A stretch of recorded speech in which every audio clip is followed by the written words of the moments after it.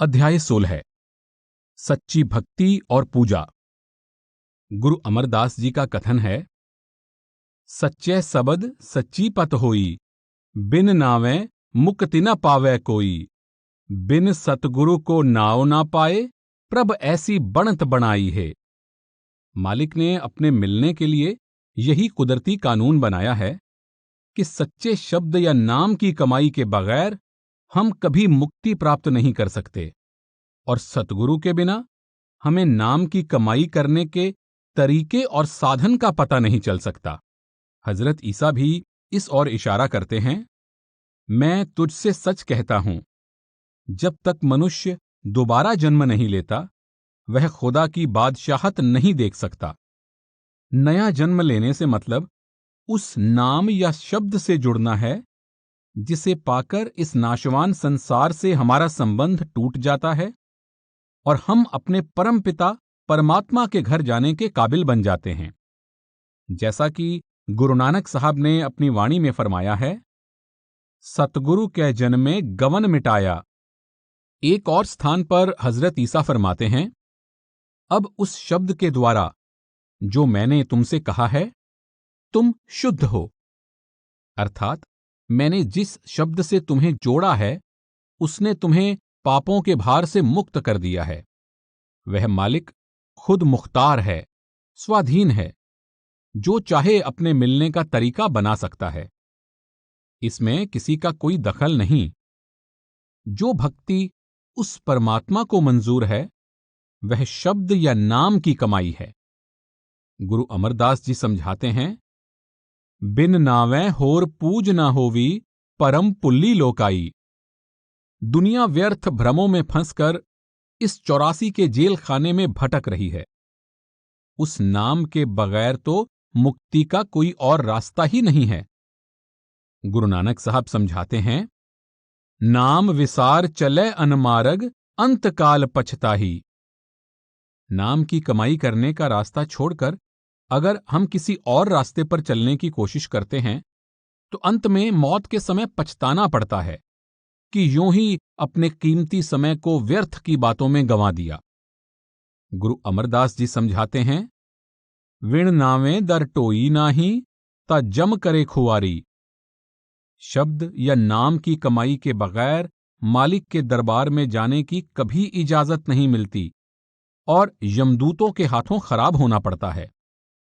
यही स्वामी जी महाराज समझाते हैं, गुरु कहें खोल कर भाई, लग शब्द अनाहद जाई। बिन शब्द उपाव न दूजा, काया का छुटे न कूजा। शब्द या नाम की कमाई के सिवाय और कोई उपाय और तरीका नहीं है जिससे हम देह के बंधनों से छुटकारा प्राप्त कर सकें। बाकी जितने भी साधन जैसे जप तप, पूजा पाठ, दान पुण्य वगैरह हैं, सबका फल हमें जरूर मिलता है, लेकिन उनका फल लेने के लिए हमें फिर से देह के बंधनों में आना पड़ता है। नेक कर्म करते हैं तो राजा महाराजा बनकर आ जाते हैं, सेठ साहूकार बन जाते हैं, कौमों मजहबों मुल्कों की हुकूमत हासिल करके आ जाते हैं, ज्यादा से ज्यादा बैकुंठों स्वर्गों तक पहुंच जाते हैं। लेकिन ये भी भोग योनियां हैं जो एक निश्चित समय के लिए होती हैं। उसके बाद हमें फिर 84 के जेल खाने में आना पड़ता है। लेकिन नाम की कमाई हमें हमेशा के लिए देह के बंधनों से आजाद कर देती है। गुरु नानक साहब का कथन है, सच्चो और सब को ऊपर सच आचार। इन सब चीजों का फल शब्द की कमाई के फल के नीचे रहता है, यानी हमें काल के दायरे में ही रखता है। शब्द की कमाई का फल सबसे ऊंचा है। वो हमें काल के दायरे से पार ले जाता है, क्योंकि वही चीज हमें मन और माया के दायरे से पार ले जा सकती है जो मन और माया के दायरे के पार से आती हो। वो शब्द सचखंड से उठता है। काल की सीमा ब्रह्म और त्रिलोकी तक है। इसलिए हम शब्द को पकड़कर काल की हद से पार चले जाते हैं। स्वामी जी महाराज फरमाते हैं, शब्द कमाई कर हे मीत, शब्द प्रताप काल को जीत। शब्द घाट तू घट में देख, शब्द ही शब्द पीव को पेख। शब्द कर्म की रेख कटावे, शब्द शब्द से जाए मिलावे। शब्द बिना सब झूठा ज्ञान, शब्द बिना सब थोथा ध्यान। शब्द छोड़ मत अरे अजान, राधा स्वामी कहें बखान। गुरु नानक साहब भी यही कहते हैं, हर नाम में तुल न पुज्जई, सब डिट्ठी ठोक बजाए। हमने अच्छी तरह ठोक बजाकर देख लिया है कि कोई भी चीज नाम भक्ति की बराबरी नहीं कर सकती। फिर गुरु नानक देव जी कहते हैं, सूहट पिंजर प्रेम कै, बोले बोलन हार। सच चुगै अमृत पिए, उड्डै ता एका वार। हमारी आत्मा तोते के समान है और ये शरीर एक पिंजरे के समान है। जिस प्रकार तोता पिंजरे से प्यार करके तरह तरह की बोलियां बोलता है, उसी तरह हमारी आत्मा भी इस शरीर से प्यार लगाए बैठी है। कभी उसके अंदर बैठकर रोती है, कभी हंसती है, कभी सुख और कभी दुख महसूस करती है। अगर हमारी आत्मा इस देह के प्यार को छोड़ दे और इसके अंदर परमात्मा ने जो सच का चोगा रखा है उसको चुगना और उस शब्द रूपी अमृत को पीना शुरू कर दे, तो ये हमेशा के लिए इस देह के बंधनों से आजाद हो जाए। गुरु अर्जुन साहब एक बहुत अच्छी मिसाल देकर समझाते हैं, अनिक कर्म किए बहुतेरे, जो कीजै सो बंधन पैरे। कुरुत्ता बीज बीजे नहीं जम्मै, सब लाहा मूल गवाएदा। कलयुग में कीर्तन परदाना, गुरमुख जपिए लाए त्याना। आप तरह सगले कुल तारे, हर दरगह पत स्यो जाएदा। नाम की कमाई के बगैर जो भी साधन या तरीके हम मुक्ति की प्राप्ति के लिए अपनाते हैं, वे हमें देह के बंधनों में और ज्यादा फंसा देते हैं। अगर हम जमीन में बेमौसम का बीज बोते हैं, तो हम कितना भी हल चला लें, अच्छी से अच्छी खाद डाल लें और पानी आदि समय पर दें, तो भी वह फसल हमारे घर नहीं आ सकती।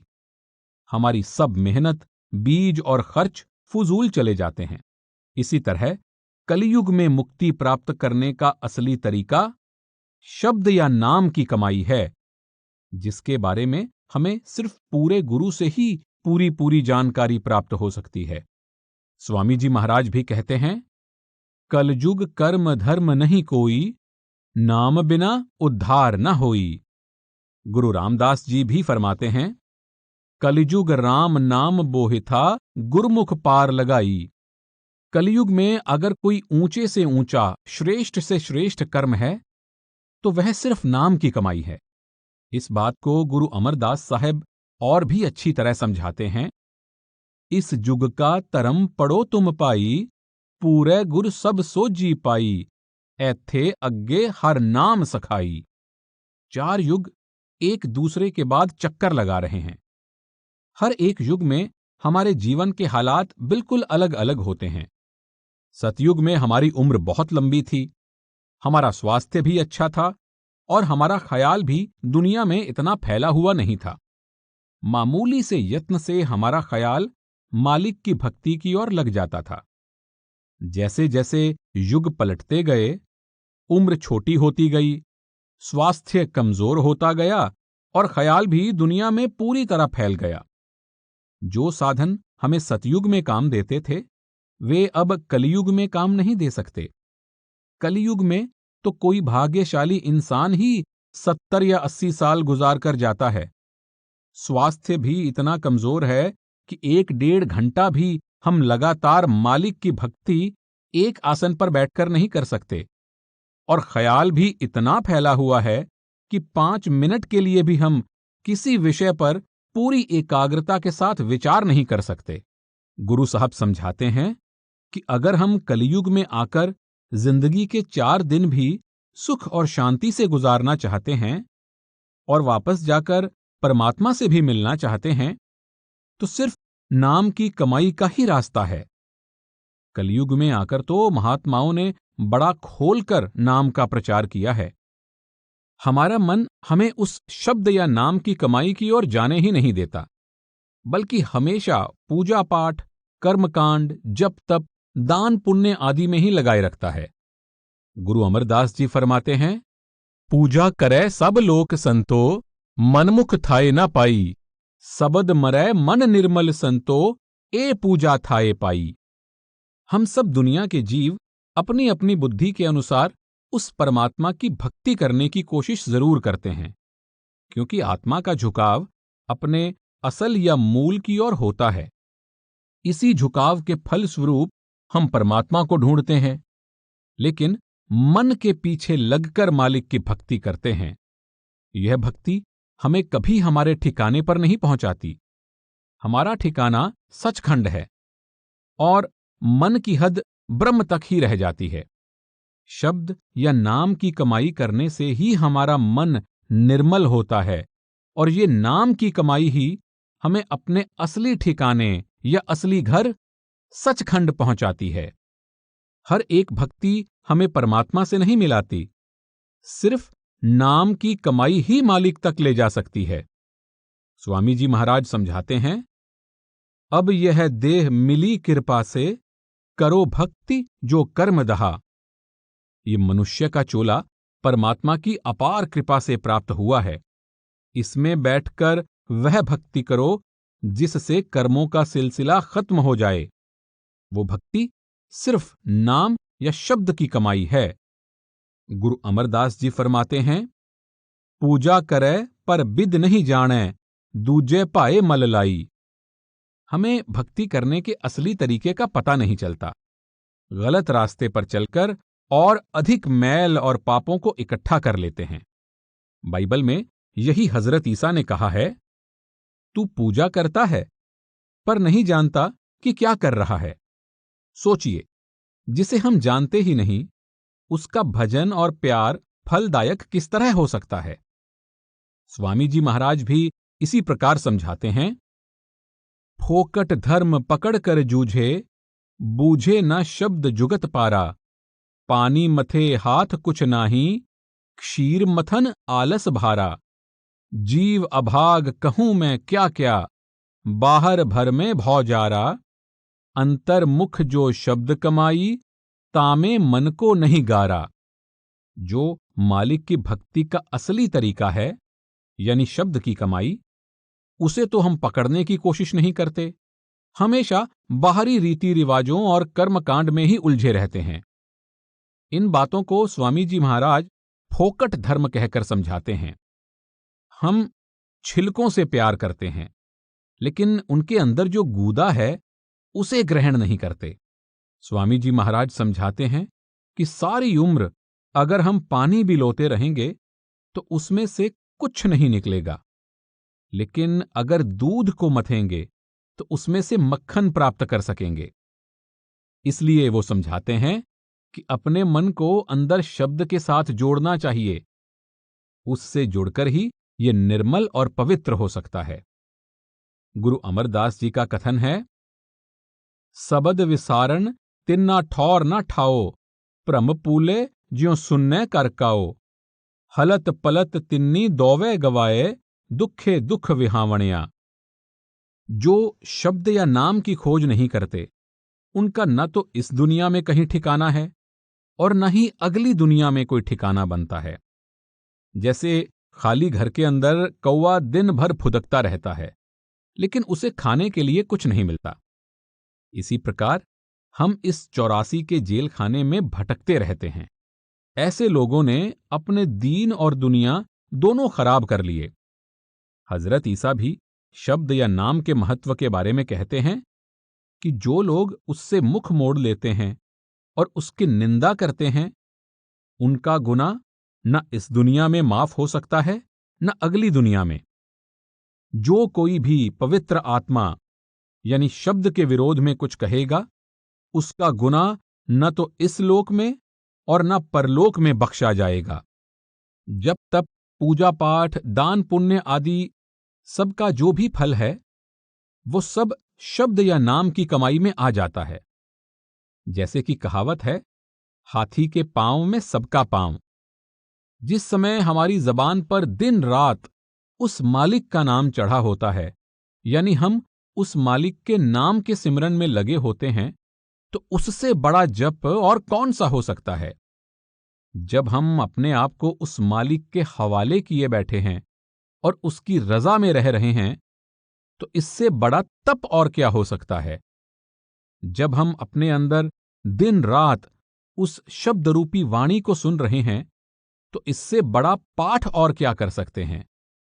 जब गुरुमुखों के स्वरूप को दिन रात प्यार में अपने साथ साथ लिए रहते हैं, तो इससे बड़ी पूजा और क्या हो सकती है। जिस समय उस नाम रूपी अमृत को पीकर मन दुनिया से उदास और उचाट हो जाता है, तो इससे बड़ा वैराग्य और क्या हो सकता है। ना घर बार छोड़ने की जरूरत है, ना बाल बच्चों को त्यागने की जरूरत है, ना कहीं बाहर जंगलों पहाड़ों में भटकने की जरूरत है। हमें संसार में रहते हुए संसार का कारोबार अपना फर्ज और कर्तव्य समझकर करते हुए अपने अंदर ही उस शब्द का अभ्यास करना है। सतगुरु से शब्द या नाम की बख्शिश लेकर अपने अंदर ही उसका स्वाद प्राप्त करना है। कहीं बाहर भटकने की जरूरत नहीं।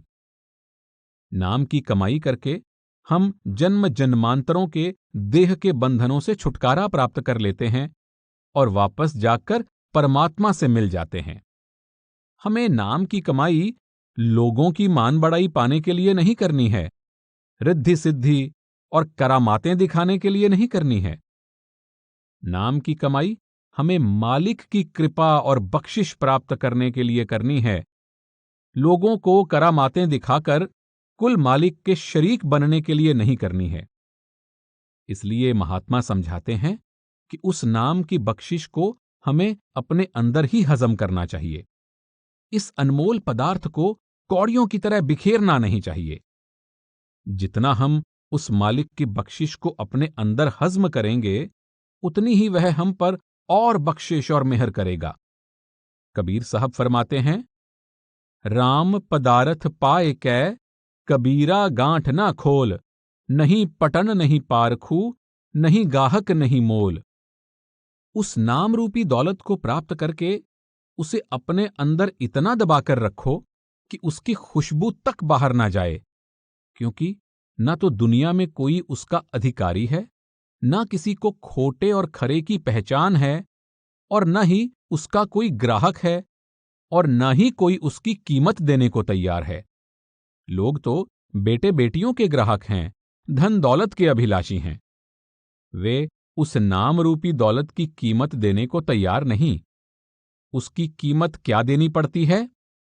अपने आप को ही मालिक के हवाले करना पड़ता है। जिस हालत में भी वह मालिक रखे, उसी हालत में रहते हुए नाम की कमाई करनी पड़ती है। कबीर साहब फिर समझाते हैं, सभी रसायन हम करी, नाही नाम सम कोय, रंचक घट में संचरै, सब तन कंचन होए। हमने दुनिया के सब रसायनों को देख लिया, मगर नाम के बराबर कोई रसायन नहीं है। उसकी एक रत्ती भी अगर शरीर में रच जाए तो हमारा शरीर सोना हो जाता है। मतलब इस शरीर में आने का उद्देश्य पूरा हो जाता है। इसी प्रकार गुरु अमरदास जी फरमाते हैं, पारखिया वथ समाल लई गुर सोजी होई, नाम पदारथ अमूल्य सा गुरमुख पावै कोई। जिनको इस चीज की परख और कद्र है, वे इसे बहुत संभाल संभाल कर रखते हैं, और ये कद्र भी संतों की संगति में जाकर आती है। अगर हमें कोई कीमती हीरा मिल जाता है तो हम उसे किस तरह संभाल संभाल कर रखते हैं। रुई में लपेटकर मजबूत पेटियों में रखते हैं। उसकी चाबी को हमेशा छाती से लगाए रखते हैं। अपने बीवी बच्चों तक को पता नहीं देते कि वे कहीं उसे खो न दें। ये दुनिया की एक मामूली सी चीज है जिसकी कीमत लगाई जा सकती है, लेकिन जिस नाम की कोई कीमत ही नहीं लगाई जा सकती, जिसे महात्मा अमूल्य और अमोलक कहते हैं, जिसे पाकर हम खुद मालिक ही बन जाते हैं, हमें उसकी कितनी संभाल करनी चाहिए, इसका अंदाजा आप खुद ही लगा सकते हैं। हजरत ईसा कहते हैं, पवित्र वस्तु कुत्तों को ना दो और ना अपने मोतियों को सूअरों के सामने डालो। ऐसा ना हो कि वे उन्हें पैरों तले रौंद डालें और पलटकर तुम पर हमला कर दें। यानी उस दौलत का ग्राहक साधारण तौर पर दुनिया में नहीं है। उस बहुमूल्य मोती को अनजान लोगों के आगे मत डालो, वे उसकी कद्र नहीं जानते। स्वामी जी महाराज फरमाते हैं, प्रीत प्रतीत गुरु की करना, नाम रसायन घट में जरना। जिस प्रकार रसायन हमारे शरीर के अंदर रच जाता है और शरीर की सब बीमारियां दूर कर देता है, इसी प्रकार हमें अपने अंदर नाम को रचाना और हज्म करना है। हमें नाम की कमाई हमेशा परमात्मा के ग्राहक बनकर करनी है, परमात्मा से मिलने के लिए करनी है। बाल बच्चों का प्यार प्राप्त करने के लिए नहीं करनी है, और न ही कोई दुनियावी यश या पद प्राप्त करने के लिए करनी है। जितना सच्चा प्यार और इश्क लेकर हम उस मालिक को चाहते हैं, उतनी ही वो हम पर अपनी दया मेहर की बख्शिश करता है। जिस तरह पपीहा स्वाति बूंद के लिए तड़पता है, दिन रात उसी की रट लगाए रहता है, उसी तरह हमारे अंदर मालिक से मिलने और उसके दर्शन करने की तड़प होनी चाहिए। हमें यह सोचकर मालिक की भक्ति नहीं करनी चाहिए कि अगर ऐसा नहीं करेंगे तो हमारे कारोबार में घाटा पड़ जाएगा, धन दौलत में कमी आ जाएगी, या दुनिया में मान सम्मान खो बैठेंगे, या और कोई इसी प्रकार का दुनियावी नुकसान हो जाएगा। ये तो मालिक की भक्ति करने का सही तरीका नहीं है। हमें मालिक की भक्ति इसलिए करनी है कि हमारे अंदर उससे मिलने का सच्चा इश्क और सच्चा प्यार है। दुनियावी लाभ के लिए मालिक की भक्ति करना ऐसा ही है जैसे लोग अक्सर सांप की पूजा करते हैं। वे सांप की भक्ति इसलिए नहीं करते कि उनको सांप से प्यार है, वे तो सांप के डंक और जहर से बचने के लिए उसकी भक्ति करते हैं।